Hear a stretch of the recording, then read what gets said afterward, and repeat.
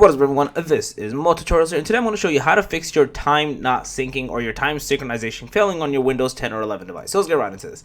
So the first thing you should do is go to your search bar and type in services, and in here just type in Windows or W and find something that's called Windows Time, like this over here.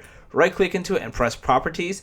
The first thing you want to do is press start, because you can see the service is stopped, and then you want to change it to automatic. And the next thing you want to do is you want to go to log on, and you want to change it from where it says this account to local system, and then allow service to interact with desktop. You're going to basically press apply and let this basically go from there.